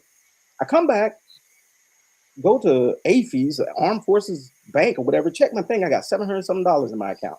And I'm like, hey, I got seven. I'm like, then saw a light bulb. So I go, bing, wait a minute. I've been deployed 6 months. I don't spend no money. Right. Question. How would most men react to something like that? So a lot of times we say, well, men, our reaction is going to be different. We're going to close our mouth. We're going to internalize it, but we're going to be mad as I don't know what. Then what for me, my go-to is, well, you don't give a F, I don't give a F. So then Right. now I start doing destructive spending. I want it. I want them 12s. I'm going to get them 12s. I don't care. We ain't got the money. Oh, well, because I'm mad, but I ain't expressed to you that I'm mad about coming home with, and only having $700 in the account after being deployed for 6 months. Right? Right. Never brought it to her. I looked around. I seen new drapes, new carpet, Everything. new whatever. The boys, So I said, it wasn't wasted. The boys are good. The house looks great. We good.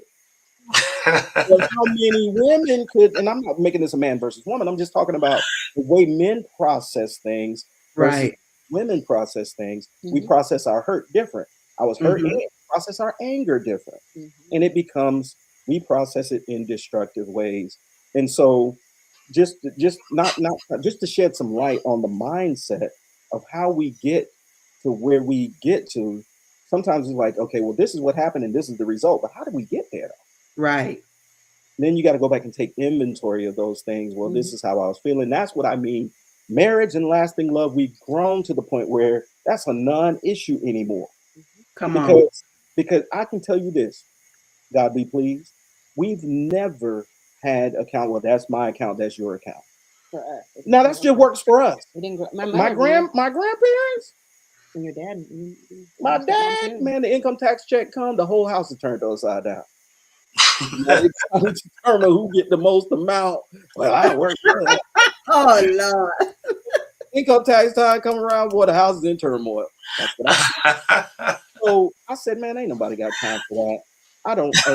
And again, you knowing who I saw in this woman, I didn't see a taker's spirit. Right. Yeah. Right. And so we just process things differently. And as you know, as time has passed, both in your marriage and in ours, I think I personally have learned, thank God. I thank God that the moments where I feel some type of way, it's few and far between. I'm more overstimulated by things that happen on my job than things that happen within this house. You know what I mean? That's right. Yeah. So people like we work together at Michelin. People, I don't know how you work with your wife. I couldn't work with my wife. I'm like, I don't know what's wrong with you. Like, I'm cool. Right. Well, you got to think about we began. That's how we began. Yeah, we began in the military. Right. And I understand, folks, when you need a break, we established like it was a frienddship before we even became even. Come on. He was like literally my best friend. I would watch him, how he would, interact with this, with our platoon and other people, and he was just funny. But when what really drew me to him was just when it was time to get down to, like the seriousness and the business. I'm not gonna go in the whole spiel. I'm not. It's the truth, because that's how we began. That's what the point I'm getting to is we began that way, and so when it came to like the seriousness and then his intellect. That just blew my mind. I was like, wait a minute, what? Hold on, because I thought he was his joke. You're like, oh, you smart. Man, because for me, I could, okay, yeah, you could. Like, who this silly brother right here? No, no, but it was like, because looks, they change as you get older. You know what I mean? So I need you to stimulate. I don't need you to just to be a physical, I need to be stimulated mentally. And come on now. And I saw that, I was like, oh my gosh, she blew my mind. She said, coming to America, like, you need to stimulate my intellect as well. Right. Yeah. He still does that because I'm like, how do you put these words? Where do these thoughts come from? He'll just say some random, we'll have a conversation or he'll see something. And he just says random things. But the way he puts the words together, and I'm like, where did that come from? And I'm like, everybody doesn't have that. That is a gift from God. Right. Gift. And I say, you better use that gift how God wants you to use the gift. Absolutely. Use it. You know what I mean? Look, he a whole mouthpiece. He really does. And he passed to Terrence, Eric too, and Aaron. They got their own little gifts. But I'd be like, man. So, and that's what I was like. You need this, and that's what drew me to him. He stimulated my mind. I was like, oh my gosh. Yeah, because like I said, I couldn't have it. Let's just be honest. I couldn't be with somebody who was just straight dumb. You know, like I just couldn't. Right. You know what I'm saying? Be like, you know what I mean? There wouldn't be any. Stop. I just didn't know that. I did. That was just. I'm telling my truth. That's my truth. Yeah. Let me give you some water. Let me get the fan. But you know what, sister, you're absolutely right because that's. I say it all the time. Stimulate my mind, and when I come to you and I ask you a question, right? Even if you, because I go to Will, and because I'm constantly thinking. God is constantly downloading things on the inside of me, and I'll listen to something and I'll go and take it to him, and he's like, "Yeah, right, yeah, babe, that's right," and then boom, boom, boom, we have this conversation, right? And his intellect. We're having that is sexy to me, girl. Come on. I say, if you can stimulate my mind, then look, let's have this conversation like this. And then too, what we going, the vision that you have set for us, Now I got something to come in agreement Yes. with. And you can't Now just I be got something behind to roll. others. You Yeah. can't just come Yeah. foolishness. No, but he's very wide, and I love that. If I can come to you and we can have a conversation, and that's sexy. That's grown and sexy Right. to me. Right. Now, sis, too, to piggyback on what you're saying, that as far as stimulating and intellect and all that, but you couldn't just be like straight up just ugly. Poindexter. You couldn't be ugly to me. I mean, you come on. I mean, we talk about physical, No. but no. Let's be Oh honest. no, we got to be attractive now. Come on, we ain't doing that. Y'all are a mess. We no that come on, we ain't even doing that. Okay, so very last one. There was a couple more, but we didn't go on over praise. Really good. We pray that this is blessing y'all because it's blessing me. But one last question: what did you have to do? Is that how we? What did you have to abandon in you to have a successful marriage?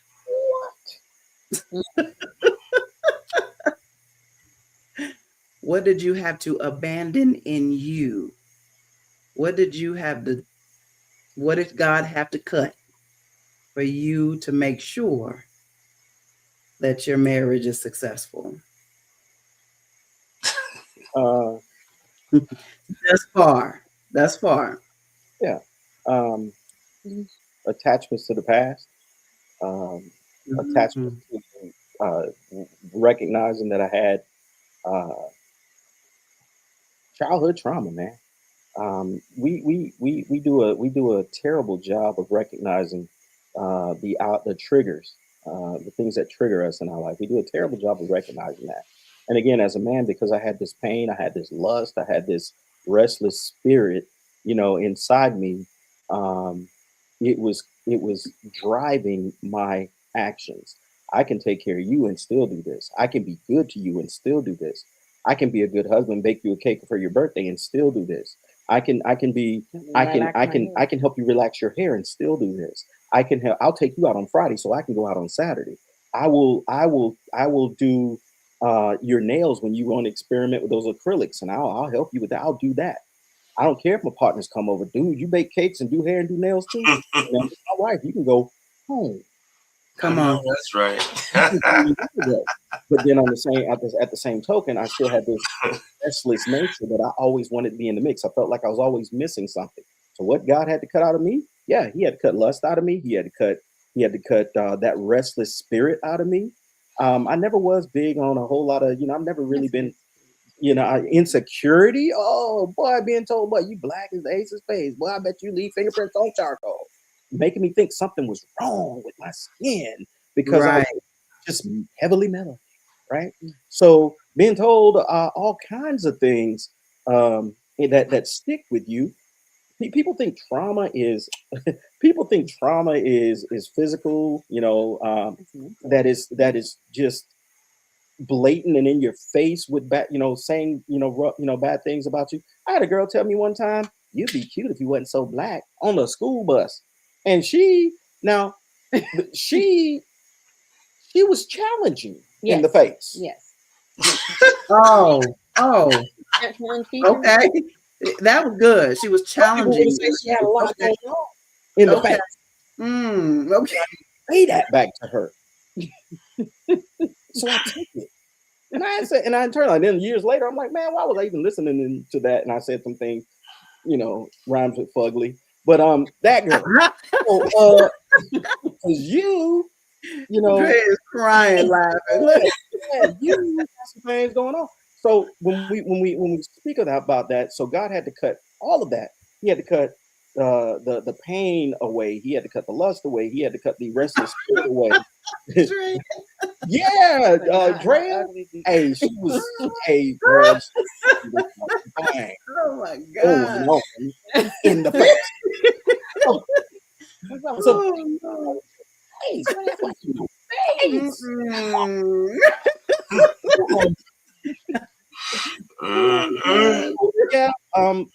Yeah, that's what he had to take from me just to make me a better person, much less a better husband. Yeah. Understand?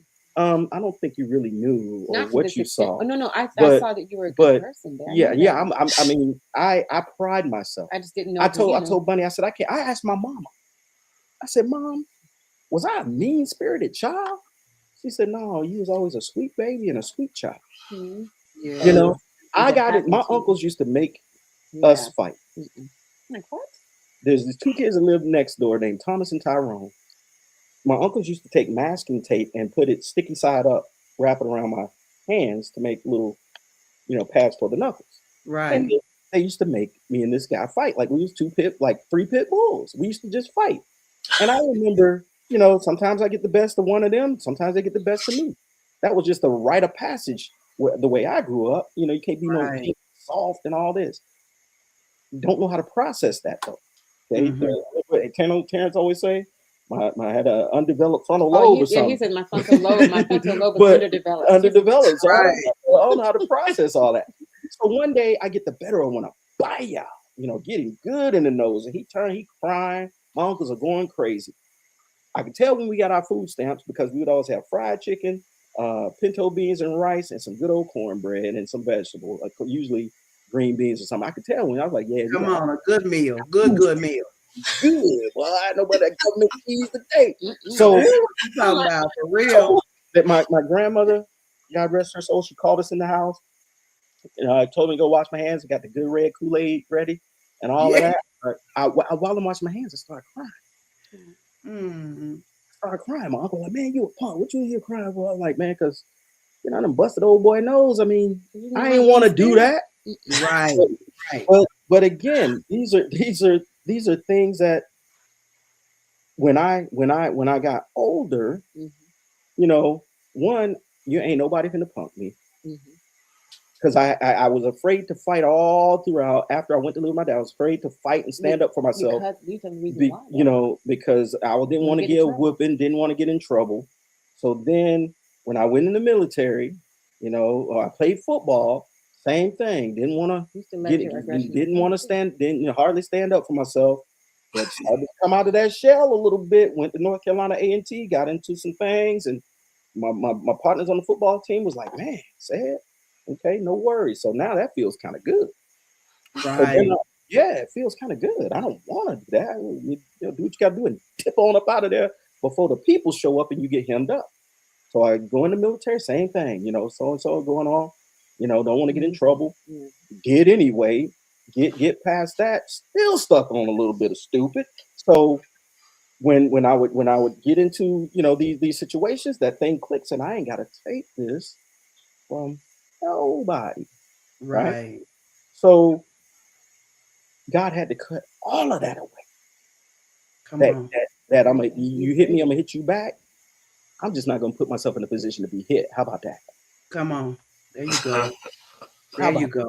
I ain't gotta worry about cracking your jaw or you cracking mine. Yeah. I'm not Billy Bad, you know what? You know what I mean? I just thank God ain't nobody ever put me to sleep, but it don't mean it can't happen. Right. So I'm not gonna put myself in those positions anymore. I ask God to take that away from me. Yeah. Take that I gotta stand up and prove myself. My worst thing that my mama could have told my brother when he got in trouble is the next time I see you, I guess I'll be calling you Miss Mario. The worst thing she could have told that boy, because he made it a point not to let nobody turn him into Miss Nothing. He lives his life that way, and I ask God to not do nothing to nobody. So those are the things that God had cut out of me and uprooted it. Right. To the point where it should be embarrassing when you look back and see how you once were. It should be embarrassing, but also liberating at the same time. Right. That's good said. That's good. Sissy. Oh gosh. That's good. I'm sorry, what's the question? It was what did uproot and take out of you in order for you, cut out of you in order for you to have a successful marriage?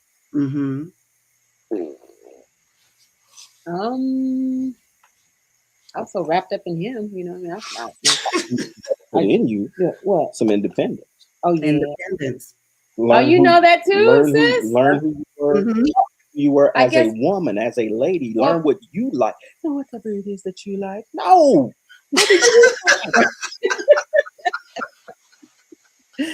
Yeah, independent, sissy. Yeah, Yeah. because I'm so wrapped up in him, in him and trying to help him and free him and liberate him and help him. And I was, and he used to want to be saved. yeah, and he would tell me, he said, "Baby, I can't get into heaven on your coattail. I can't do that. Come I can't." on now. I used to be, and it took a lot for me because the person that I am, I give literally my all. But it was to a detriment, you know what I mean, to basically for myself, who was pouring back into me. You know what I mean? If Right. it wasn't me, who else was pouring back into me and trying to take care of, him and the house and the kids and things like that. And so even now I still work on that because, where we are. You went to Jacksonville a couple times. Oh, no. What I mean by that is never have done that. Yes, but I mean, don't you want to go? No. Yeah. Right. Like I told you, but I have to refocus too, because sometimes what I do is I'll, like I said, I'll go into, doing things like, oh, okay, well, I can get this. I can start in my mind picturing, oh, I can do this, and I'm gonna wear this, buy this, and wear this when we go here. I ain't gone nowhere. You know what I mean? But I got all this mess. You know what I mean? All this Right. spending out. By. Yes, cut Yeah, to cut the spending out of me. Spending out, but Yeah. got a brother out here. Oh, Uber Eats. Right. Extra dollars for delivery today. I'm going. Yeah, that's good. Yeah, Hey, we'll keep it $1 billion. Yeah, and it's just that, but it's just like my independence. I think that definitely is it, because I don't know. I just, the people that I love, I it's not just from a relationship, marriage, but just the people that I love, I give my all, to them. Yeah. You know what I mean? Right. Yeah, I do. I just balancing my independence. You know what I mean, and remembering that. Yeah. That's still going. But yeah, that's it. All right. Good job. I love it, babe. Yeah. What did you have to abandon? What are you for us to have a successful marriage, or for something for you as well? For the most part, I think my foolish pride. I'm really prideful, but I had to tone it back. In the beginning, it was all about me and the things that I wanted, and that's just the way it was. I think I had to cut that back. My foolish pride. I'm still prideful, but I had to tone it back a lot because, like I say, the way I was raised, the man is the man.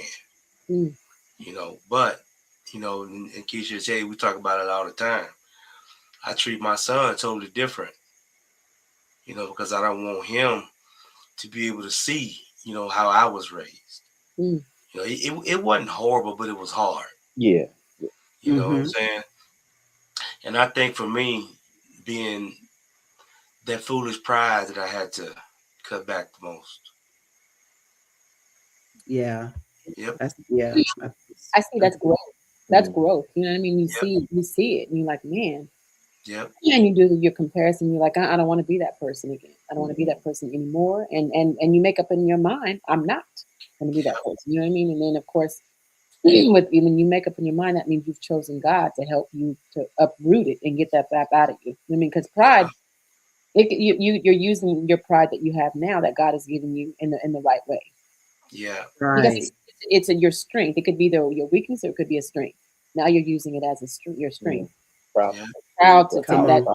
There, your woman. Proud to make sure that she's in a safe space. Proud to make sure your family's good. Everything. Proud to make sure your daughter's straight. Yep. That's a different type of pride. That's a good pride. Yeah. Exactly. Yeah. Yep. Wear it, bro.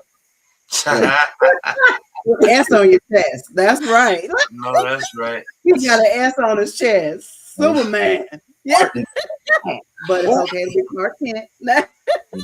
Yeah, that's good. I think that's really good, babe. For me, it's insecurity. Oh yeah. I had to really get to a place where I was secure in who I was and who I am. and like you guys will hear me say all the time, I am enough. Mm-hmm. And God created me. I'm a masterpiece. Mm-hmm. Of course. If you ever hear anybody say, I ain't never seen nobody like you, you're right, because I am me, and so I had to develop in that and really like and love Keisha. Mm. And that's where I'm at today. And for me, that's so powerful, you guys, because if you're insecure, that comes against everything, who you are, your identity, everything. And somebody will begin to mold you into who they think you should be if you're not secure in who you are. Yeah. So that's been mine, is insecurity. I had to really grow in that, and I did before we even got back together. I was there. I'm there, and that's why I said I'm grown. I'm a dog. I'm a grown woman dog. Already. You know what I'm saying? So, and then trust. Oh, yeah. I had to lay that down, because you guys, I trust God with everything, Amen. but I didn't trust man. Amen. And so even in our marriage with my husband, it was, if he would say something to me that it would make me feel less than, and it wasn't intentional, but I would feel like he was coming against me as a person. Right. And I would get so angry. How when you get angry, you feel it on the inside of you. And I felt that. It was just like rising up in me. And what he said one day to release me from that, he said, one day you'll understand that I'm for you and not against you. Wow. I'm not here to harm you. I'm here to protect you. That's beautiful. And that let that wall down, because all my life I've been experiencing disappointment, Right. discouragement, people making me feel like I was less than. Right. So I had to know, Keisha, you are perfectly fine the way you are. As a matter of fact, you are very good. Amen. God said you are very good, and I am his masterpiece. Amen. So that was insecurity. I had to really hone in on that in my single season, and that's when that developed. And I purposed, intentionally did that, and I spent a lot of time in my secret place with my father. And I said, Father, I trust you, but I don't trust them. So I had to let that guard down as well, and allow myself to trust my husband with me again. I said, now I can trust me with you. And I'm safe.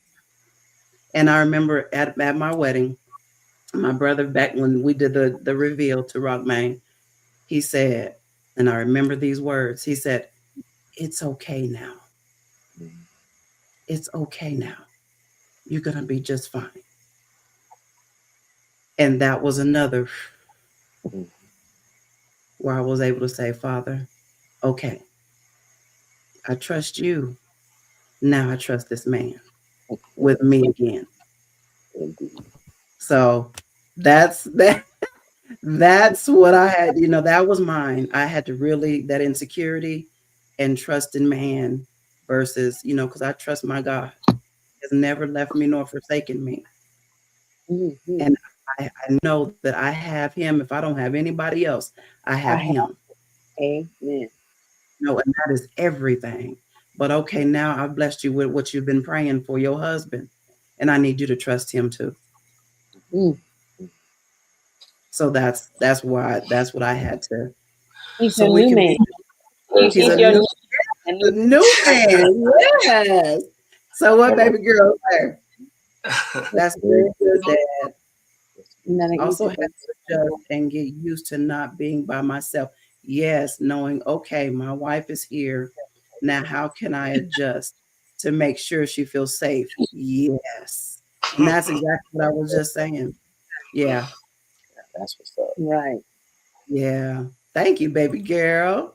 You on it, boy. You're supposed to say thank Your baby girl. With that analysis, boy. You typing It's quick. like we have the Marriage and Lasting Love podcast by Wakisha, with the Unlimited You podcast, and analysis by Andrea.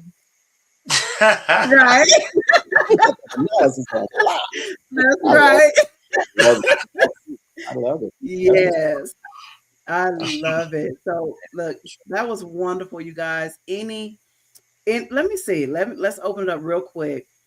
Have y'all that's listening, have y'all been blessed tonight? We have gone 2 hours, almost 2 hours. That's normal, right? Stopping the flow of God. It's normally an hour. Oh. But okay.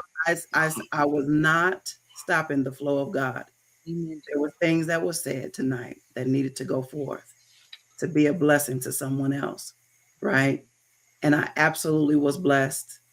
I hope you guys were blessed. Y'all put in the chat real quick if y'all were blessed tonight, and then you guys, any last minute comments that you would love to share with the listeners, those that are listening now or those that are listening later. Let's see what baby girl. Yeah, trusting goes hand in hand. Have you proven to me that you are capable of handling me emotionally, mentally, etc., in order for me to trust you? Mm-hmm. Love this? Yes. Yes. And she said something so key. Have you proven to me that you are capable of handling my emotionally, mentally, etc., in order for me to trust you? Yeah. Because understand this, God says, prove me in this, right? Test me in this, because he shows up for us every single day. Yeah. And he has proven how much he loves us. That's why I have no problem with trusting my Heavenly Father. Because he has never let me down. He's even carried me when I couldn't walk, when I couldn't crawl. He picked me up and carried me. So I know I can trust you, Daddy. But can I trust you with me? And you know what? Vice versa. And my Father, my Heavenly Father, can tell me. He tells me, and I trust you for me. I know you can trust me with you, but can I trust you with me? My people, I can trust you. That's why he gives us purpose and destiny. And he said, okay, now I can trust you with my people. So yes, praise God. Yeah, all good. Amen, Mama. Yeah, definitely was a blessing. I love it. Love it. Love it. This assignment went forth. All right. So I think we're good. Any last minute encouragement or comment that you guys would like to say? I would just tell you're doing a great thing. You're consistent. You're faithful to what you're doing with the Unlimited You podcast.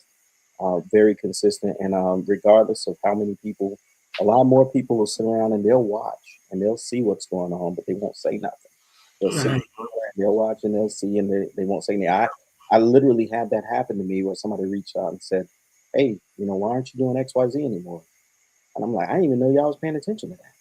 So one thing I can say about you, you are tenacious. When you set your mind to something. So without getting too wordy, just keep being who you are. Everybody on this panel, man, keep being who you are. Keep being a light. Keep being a beacon for people that didn't even know they needed a light or a beacon. Come on. They didn't need it.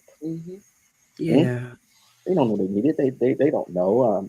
And who cares that it went 2 hours? I mean, I've wasted 2 hours playing Battlefield, a video game. Right.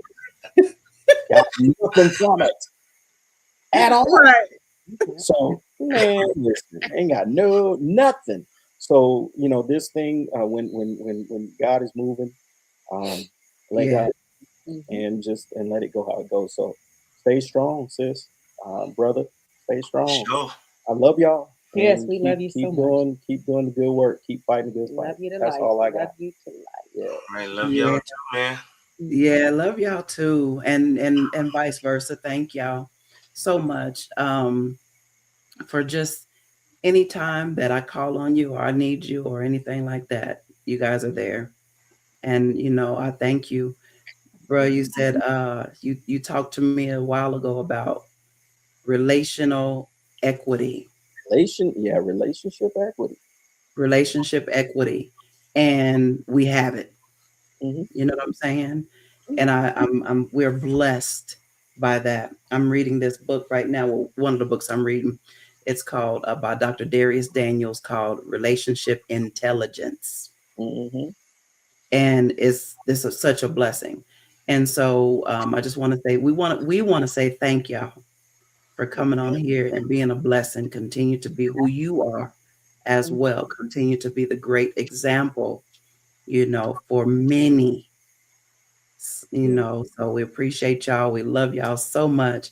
And this blessed me tonight as well, just to hear different perspectives and where you're at and how you've, been so a key factor in what it looks like to walk this thing called marriage out and love, intentional love, choosing each other every single day, and vice versa. Husband, thank you Yes, for ma'am. coming in agreement. You know, yeah, because he's not the social media, the podcast. He just don't do things like that. And I know you are. So thank y'all. We're in the same level. No. So, but when I told him at the That song for For you, you, was it I, Brandon? For you, I for you, will. I will. for you I will, yes, and he's done that. Because I said, babe, I have a bigger vision for the podcast, for this show, and I said I would love for you to join at least one Sunday a month, for you to join us, and we have these conversations about life or whatever God wants us to speak about, with you guys, with bruh and sis Audra and Jeremiah, my cousin Smokey, JJ, whoever, but I would love for you to join me at least once a month on the pod, so they can see you and I, this unit, this covenant, walking this thing called life out together. He didn't rebuttal. He didn't do anything. He said, okay. That's what's up. And I said, thank you, baby. Yeah. Thank you. I appreciate that. And because he understands the assignment. Mm-hmm. And when you understand, like you said agreement. We're in agreement. You guys are in agreement. And when we agree with God, is not we can only succeed. Mm-hmm. Right? So we love y'all so much, and thank you. We said I appreciate that, honey. And times I do, and we grow, I wouldn't say weary, but I do question. I'm like, okay, Father, am I still supposed to be rolling? What, give me wisdom on every. We're getting next month. This podcast is approaching 5 years. Next month, sharing that with my brother would said. I said we getting ready to embark on 5 years next month. Yeah, I think I did 5 years. Or mine. Yeah, man. Yeah. And God is, he's still pouring. He's still giving me wisdom, in the direction that he would have us to go. So I thank you guys for your partnering with us. Come alongside. And we love that in life, right? And in whatever assignment God has for us, we are partnering, we're in agreement together. So we're blessed, and y'all know we love you. Absolutely. And you know what, said y'all keep doing what y'all doing as well, because people see it. They see it, they experience it. When you show up, you show up. I always say when people meet us, they don't just meet us, they experience us, because they're experiencing Jesus in us, right? In and through us. And that's what we want. Yes. We want them to see, not by just lip service, but we want for someone, when they see us and encounter us, experience us, they experience, oh, they're different. Yeah. Different. They got a relationship with Jesus. Yeah, we do. For real, for real. This is we're not playing. We are the church. We're not playing. We're not playing this. This is not a game. This is real life. Lasting love, marriage and lasting love. So with that, we're gonna shut her down. But we love y'all so much. Y'all two stay put for a minute. But we love y'all. Until next time, have a beautiful Sunday. Rest well. Yes. God bless y'all. Bless you. Yes. Mm-hmm. Love y'all. Good night. Look. I don't know. Uh-uh. Yeah, Bunny used to do her like that. Oh. I did. Super soldier. Right. But we love y'all. Good night. I like her. I like her a lot.